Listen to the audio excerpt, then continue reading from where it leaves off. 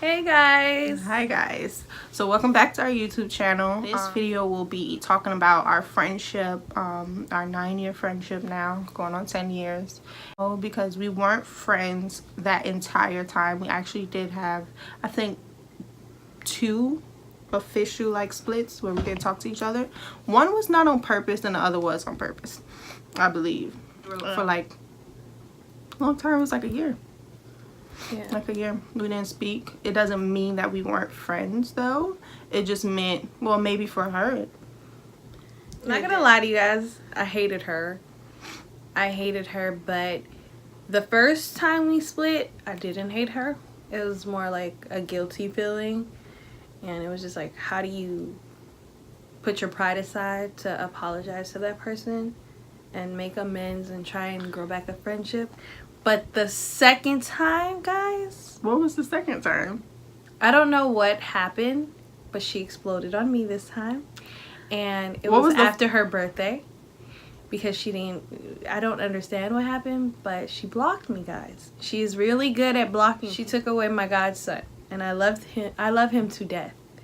And I hated her for that. I held so much resentment for that because she took away someone I love so dearly because of our issues. And we were immature people. We've had to grow a lot, and we're still growing, but we're gonna really get deep into this story, and she can start that off. Honestly, I think we should start from the beginning. Like I said, we've been friends since freshman year in high school. So we were in the same class. And she walked up to me. We were in JRTC. She walked up to me. And she has a lot to say about that moment. I honestly don't remember. But yeah, ever since then, we were cool. We were hanging out, became best friends. Then she found some new friends, you know. She found a new friend, and it kind of went downhill from there. We kind of stopped talking so much. We didn't really have classes like that together anymore and things like that. You know how that goes in high school. But we were still friends, kind of. We would say hi to each other in the hallway and things like that. And I had a friend as well, so we would say hi, blah blah blah. And as time went on, graduation coming, senior year is here. She's hanging out with this person a little bit more. She gets her first car, and you know, they just, you know, hang out a little bit more than me and her hung out. I worked a lot and things like that, and honestly I just wasn't going out with anybody but the person that I was with at the time. So, and she didn't really like that person, so, and I didn't like her friend because I thought her friend was phony. So, you know, she say stuff. And as time went on, after graduation, what happened after graduation? I don't think we spoke. We had a outbreak. We spoke still. We spoke, and then we had that fight about something. She was basically, she wasn't seeing, I felt like she wasn't seeing what this girl was doing, and honestly, she just wasn't really being a friend to me because we weren't really hanging out like that. And I can't blame that all on her now that I look back at it, because we weren't speaking, and I wasn't trying to put forth the effort to speak to her because I had my whole situation. So it was difficult. Like I said, we weren't really talking like that, but we were still friends. And then after a conversation that I blew up on her, and I was just basically like, you know, she just wasn't being a friend, we stopped talking. And of course, she blocked me. She blocked I block me. everybody I don't speak to. She blocked me on everything, guys. Not just my phone number. She blocked me on everything. So. I remember the exact moment. That's how I remember too. She blocked me. A part of me felt guilty too, because in order to change something, you have to reassess yourself as well. You can't keep putting blame on someone else. It takes two people to make a mistake the way we did. So I had to finally put my pride aside, and this is what I'm saying though. If you really want something, you are gonna find it or figure out how to get it regardless. And mind you, she blocked me, so I went on my... I block everyone. I blocked my mom and my sister at one point, so she has a problem. I went on my best friend Danielle's page, And I messaged her and I wrote her an apology.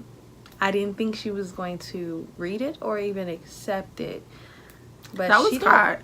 That was God, because I'm not a social media person. I don't get on social medias at all.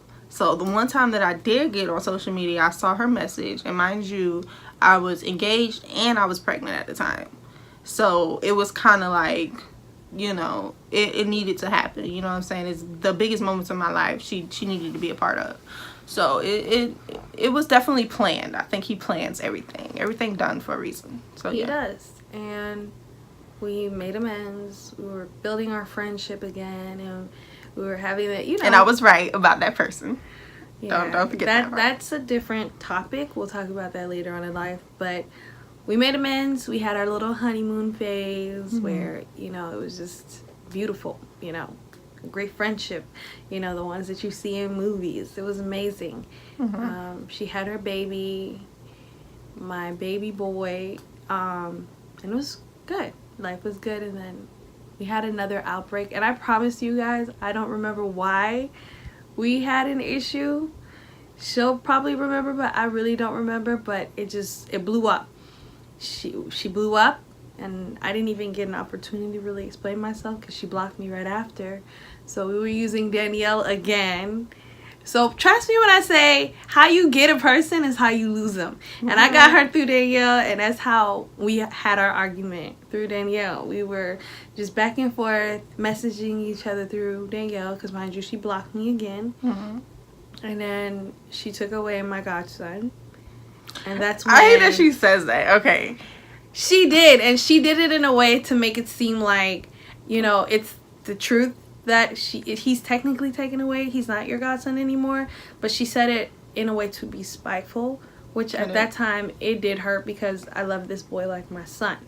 Like anything I have, I would give it to him, and she just took him away like you take someone's child away or kidnap a person's child.